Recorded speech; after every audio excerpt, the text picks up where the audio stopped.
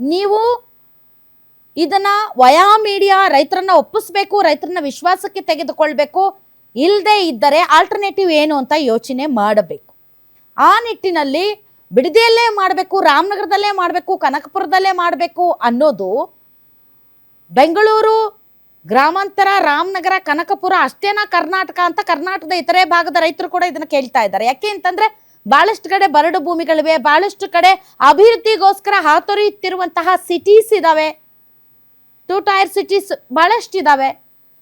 ಅಂತಹ ಸಿಟಿಗಳಲ್ಲಿ 2ನೇ ಬೆಂಗಳೂರು ನೀವು ಯಾಕೆ ಮಾಡಬಾರ್ದು ಅಂತ ಕೇಳ್ತಾ ಇದ್ದಾರೆ. ಬೆಂಗಳೂರಿನ ಪಕ್ಕನೇ 2ನೇ ಬೆಂಗಳೂರು ಮಾಡ್ತೀವಿ ಅಂತ ಏನು ಹೊರಟಿದ್ದೀರಿ, ಅದನ್ನ ಯಾಕೆ ಬೇರೆ ಕಡೆ ಶಿಫ್ಟ್ ಮಾಡಬಾರ್ದು, ಬೇರೆ ಕಡೆ ಯಾಕೆ ಮಾಡಬಾರ್ದು ಅಂತ. ಮತ್ತು ಈ ತರದ ದೊಡ್ಡ ದೊಡ್ಡ ಬೃಹತ್ ಯೋಜನೆಗಳಿಗೆ ವಿರೋಧ ಸಹಜ.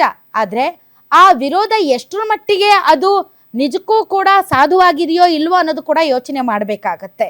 ಮತ್ತು ಸರ್ಕಾರಗಳಿಗೆ ಕೇಳುವಂತಹ ತಾಳ್ಮೆ ಇರಬೇಕಾಗುತ್ತೆ, ಅರ್ಥ ಮಾಡ್ಕೊಳ್ಬೇಕಾದಂತಹ ಹೃದಯ ಇರಬೇಕಾಗುತ್ತೆ.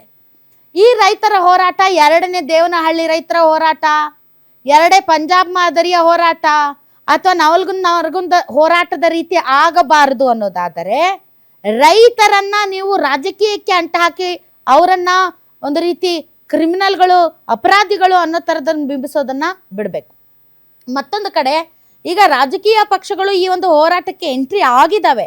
ಆದರೆ ಟೂ ಪರ್ಸನಲ್ ಅಟ್ಯಾಕ್, ಹೆಂಡತಿಯ ಬಗ್ಗೆ ಮಾತಾಡೋದು ಅಥವಾ ಇನ್ನೊಬ್ಬರ ಬಗ್ಗೆ ಮಾತಾಡೋದು, ಇಟ್ಸ್ ನಾಟ್ ಫೇರ್. ಈಗ ಕಾಂಗ್ರೆಸ್ ನಾಯಕರು ಮತ್ತು ಸಚಿವರ ಹತ್ರ 1000 ಗಟ್ಟಲೆ ಜಮೀನಿದೆ. ಹಾಗಾದ್ರೆ ಅವು ಲೀಗಲ್ ಆಗೇ ಇರ್ಬೋದು. ನೀವು ತೆಗೆದುಕೊಂಡಂತಹ ಜಮೀನು ಅದು ಸರಿನಾ ತಪ್ಪಾ, ಲೀಗಲ್ ಇದೆಯಾ ಇಲ್ಲೀಗಲ್ ಇದೆಯಾ ಅನ್ನುವಂತಹ ಹೊಸ ಚರ್ಚೆ ಆರಂಭ ಆಗಬಾರ್ದು. ಇಲ್ಲಿರೋದು ಬಿಡದಿ ರೈತರ ಹೋರಾಟ, ಬಿಡದಿ ರೈತರ ಹೋರಾಟಕ್ಕೆ ಸಂಬಂಧಪಟ್ಟೆ ಮಾತ್ರ ಅದು ಇರಬೇಕೇ ಹೊರತು ಇದು ಡೈವರ್ಟ್ ಆಗಿ ಡಿವಿಯೇಷನ್ ಆಗಿ ರೈತರ ಹೋರಾಟ ಅಲ್ಲಿ ಹಾಳಾಗೋಗಿ ಇವರು ಹೋರಾಟ ಶುರುವಾಗಿದೆ. ಈಗ ಇಟ್ಸ್ ಬಿಟ್ವೀನ್ ಕುಮಾರಸ್ವಾಮಿ ಮತ್ತು ಡಿ ಕೆ ಶಿವಕುಮಾರ್ ಅನ್ನೋ ಥರದಲ್ಲಿ ಪರ್ಸನಲ್ ಫೈಟ್, ಪೊಲಿಟಿಕಲ್ ಫೈಟ್ ಆಗಿ ಕನ್ವರ್ಟ್ ಆಗ್ತಾ ಇದೆ. ಕಾಂಗ್ರೆಸ್ಗೆ ಬೇಕಾಗಿರೋದು ಅದನ್ನೇ, ಹೋರಾಟವನ್ನ ದಿಕ್ಕು ತಪ್ಪಿಸೋದಕ್ಕೆ, ಹಳಿ ತಪ್ಪಿಸೋದಕ್ಕೆ ಬೇಕಾದ ಎಲ್ಲ ತಂತ್ರಗಳನ್ನ ಮಾಡೇ ಮಾಡುತ್ತೆ ಸರ್ಕಾರ.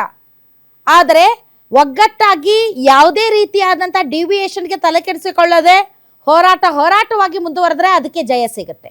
ಅದನ್ನ ಅರ್ಥ ಮಾಡ್ಕೋಬೇಕು. ಆ್ಯಂಡ್ ಈಗ ಅಲ್ಲಿ ಭಾಗದ ರೈತರು ದಯವಿಟ್ಟು ನೀವು ರಾಜಕೀಯ ನಾಯಕರು ಮರಕ್ಕೆ ಹೋಗಬೇಡಿ ಅಂತಾರೆ. ಯಾಕೆಂದ್ರೆ ಇದು ಪೊಲಿಟಿಕಲ್ ವಾರ್ ಆದ್ರೆ ನಾಳೆ ನಮಗೆ, ನಮ್ಮ ಧ್ವನಿಗೆ ನಿಜವಾದಂತಹ ನ್ಯಾಯ ಸಿಗೋದಿಲ್ವೇನೋ ಅನ್ನೋಂಥ ಭಯ ರೈತರಿಗೆ ಶುರುವಾಗಿದೆ.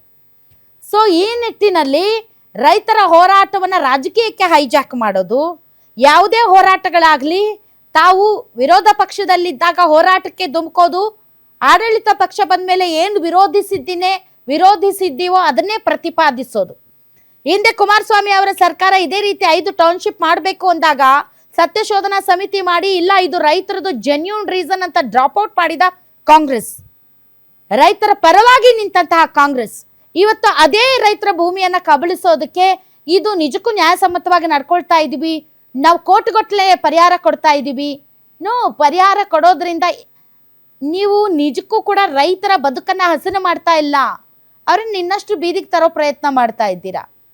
ಸೊ ಇದರಲ್ಲಿ ಪರಿಸರದ ಮೇಲೆ ಆಗುವಂತಹ ಪರಿಣಾಮಗಳು ಮತ್ತು ಸಾಮಾಜಿಕ ಪರಿಣಾಮಗಳು ಇದೆಲ್ಲದಕ್ಕೂ ಕೂಡ ವೇ ಆಫ್ ಮಾಡಿದೆ. ಈ ರೀತಿಯಂತ ಬಹಳಷ್ಟು ಏಕಪಕ್ಷೀಯ ನಿರ್ಧಾರ ಸರ್ಕಾರದ ಕಡೆಯಿಂದ ಆಗಿದೆ ಅಂತ ಹೇಳಲಾಗ್ತಾ ಇದೆ. ಏನೇ ಆಗಲಿ ಪರ ವಿರೋಧ ವಾದಗಳಿವೆ. ಪರವಾಗಿ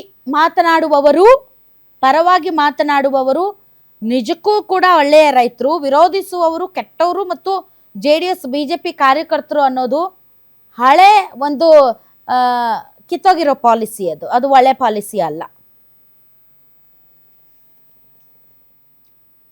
ಇನ್ನು ಬಿಡದಿ ಟೌನ್ಶಿಪ್ ಪ್ಲಾನ್, ರಾಮನಗರ ಬಳಿ ಇರೋ ಬಿಡದಿ ಬಳಿಯ ಈ ಟೌನ್ಶಿಪ್ ನಿರ್ಮಾಣ ಭಾರತದ ಮೊದಲ AI ಆಧಾರಿತ ಅತ್ಯಾಧುನಿಕ ಟೌನ್ಶಿಪ್ ಅಂತೆ. ಸುಮಾರು 7481 ಎಕರೆ ಜಾಗದಲ್ಲಿ ಟೌನ್ಶಿಪ್ ನಿರ್ಮಾಣ ಮಾಡಲಾಗ್ತಾ ಇದೆ. ಬಿಡದಿ ಟೌನ್ಶಿಪ್ ಯೋಜನೆಗೆ ಒಳಪಡುವ ಹಳ್ಳಿಗಳ ಸಂಖ್ಯೆ 9. ಬಿಡದಿ ಹೋಬಳಿ ಮತ್ತು ಹಾರೋಹಳ್ಳಿಗೆ ಸೇರಿರುವ ಹಳ್ಳಿಗಳು ಬೈರ್ಮಂಗಲ, ಬನ್ನಿಗೇರಿ, ಹೊಸೂರು, KG ಗೊಲ್ಲರಪಾಳ್ಯ, ಕಂಚುಗಾರನಹಳ್ಳಿ, ಅಳ್ಳಾಳ್ ಸಂದ್ರ, ಕೆಂಪಯ್ಯನಪಾಳ್ಯ, ಮಂಡಲಹಳ್ಳಿ, ಕಂಚುಗಾರನಹಳ್ಳಿ ಕಾವಲಿನ ಜಮೀನುಗಳನ್ನು ಸ್ವಾಧೀನ ಸುಮಾರು 2000 ಎಕರೆ ಪ್ರದೇಶದಲ್ಲಿ AI ಉದ್ಯಮಕ್ಕೆ ಮೀಸಲಿಡೋದಕ್ಕೆ ಸರ್ಕಾರ ಈಗ ರೆಡಿ ಆಗಿದೆ.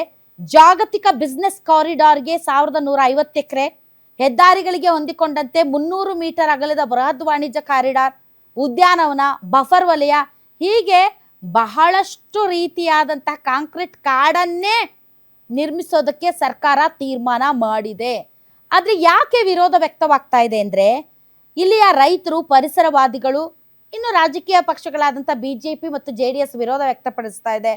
ಫಲವತ್ತಾದ ಕೃಷಿ ಮತ್ತು ತೋಟಗಾರಿಕಾ ಭೂಮಿ, ಸುಮಾರು 7,500 ಎಕರೆ ಫಲವತ್ತಾದಂಥ ನೀರಾವರಿ ಕೃಷಿ ಭೂಮಿ ಭೂಸ್ವಾಧೀನ ಮಾಡ್ತಾ ಇದ್ದೀರಿ. ತೆಂಗು, ಅಡಿಕೆ, ಬಾಳೆ, ಮಾವು, ರೇಷ್ಮೆ ಬೆಳೀತಾ ಇರುವಂಥ ಜಮೀನಿದು. ಈ ಭಾಗದಿಂದಲೇ ಬೆಂಗಳೂರಿಗೆ ದಿನನಿತ್ಯ 6 ಲಕ್ಷ ಲೀಟರ್ ಹಾಲು ಪೂರೈಕೆ ಆಗುತ್ತೆ. ಟೌನ್ಶಿಪ್ ಅಂದರೆ ಡೈರಿ ಉದ್ಯಮ ನಶಿಸುವ ಆತಂಕ. 3,500ಕ್ಕೂ ಹೆಚ್ಚು ಸಣ್ಣ, ಅತಿ ಸಣ್ಣ ರೈತ ಕುಟುಂಬಗಳ ಏಕೈಕ ಆದಾಯ ಮೂಲಕ್ಕೇನೆ ಕೊಕ್ಕೆ ಹಾಕಿದಂಗಾಗುತ್ತೆ. ಕನಿಷ್ಠ ಪರಿಹಾರದ ಮೊತ್ತ ಮತ್ತು ಭೂಮಿಯ ಮೇಲೆ ವ್ಯತ್ಯಾಸ ಇದೆ. ಪ್ರತಿ ಎಕರೆಗೆ 5 ರಿಂದ 6 ಕೋಟಿ ರೂಪಾಯಿ ಪರಿಹಾರ ಕೇಳ್ತಾ ಇದ್ದಾರೆ ರೈತರು. ಆದರೆ ಸರ್ಕಾರದಿಂದ 1.5 ಕೋಟಿಯಿಂದ 3 ಕೋಟಿ ನೀಡೋದಕ್ಕೆ ನಿರ್ಧಾರ ಮಾಡಲಾಗಿದೆ. 50-50 ಅನುಪಾತದಲ್ಲಿ ಅಭಿವೃದ್ಧಿ ಪಡಿಸಿದ ಭೂಮಿ ಕೊಡ್ತೀವಿ ಅಂತಲೂ ಕೂಡ ಹೇಳ್ತಿದ್ದಾರೆ.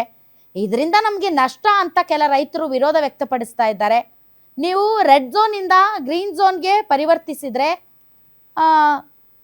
ಹಸಿರು ವಲಯವನ್ನು ನೀವು ಕಾಂಕ್ರೀಟ್ ಕಾಡಾಗಿ ಮಾಡಿದರೆ ತಾಪಮಾನನೂ ಹೆಚ್ಚಳ ಆಗುತ್ತೆ, ಪರಿಸರದ ಸಮತೋಲನ ಕೆಡುತ್ತೆ, ಏರ್ಪೇರ್ ಆಗುತ್ತೆ ಅಂತ ಪರಿಸರವಾದಿಗಳು ಎಚ್ಚರಿಕೆ ಕೊಡ್ತಾ ಇದ್ದಾರೆ. ಇದು ಒಂದು ರೀತಿ ಹೊಸ ನಗರದ ಹೆಸರಿನಲ್ಲಿ ಲೂಟಿ ಹೊಡೆಯುವಂಥ ಪ್ರಾಜೆಕ್ಟ್ ಇದು ಅಂತ ಕೂಡ ಆರೋಪ ಮಾಡಲಾಗ್ತಾ ಇದೆ. ರಾಜಕೀಯ ಹಿತಾಸಕ್ತಿ ಇರುವಂಥ ಮತ್ತು ರಿಯಲ್ ಎಸ್ಟೇಟ್ ದಂಧೆಯ ಆರೋಪ ಕೇಳಿ ಬರ್ತಾ ಇದೆ.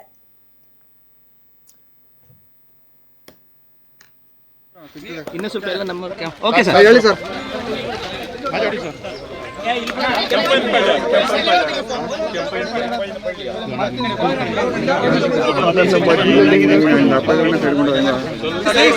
ಸರ್ ಎಲ್ಲ ಮುಂದೆ ನಡೀರಿ, ಮುಂದೆ ನಡೀರಿ, ಮುಂದೆ ಹೋಗಿ,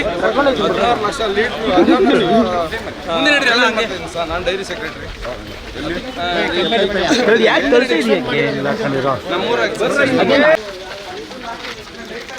ಒಳಬರಣ ತಡೆಯೋ, ಒಳಬರಣ ತಡೆಯೋ. ಹಾಲಿನ ಸಂಬಂಧಪಟ್ಟಂತೆ ನಿನ್ನ ಅಭಿಪ್ರಾಯ ಏನು? ಯಾವುದೇ ಕಾರಣಕ್ಕೂ ಭೂಸ್ವಾಧೀನ ಆಗಬಾರ್ದು. ಆಗ್ಲಿಲ್ಲ ಅಂದ್ರೆ ಆಗಿದ್ರೆ ಹೇಳಿದಲ್ಲ, ಈ ತರ ಭೂಮಿ ಇಲ್ಲ ಇರೋರು ಯಾವುದೇ ಕಾರಣಕ್ಕೂ ಜೀವನ ಮಾಡಕ್ ಹೋಗಲ್ಲ. ಬೇರೆ ಊರಿಗೆ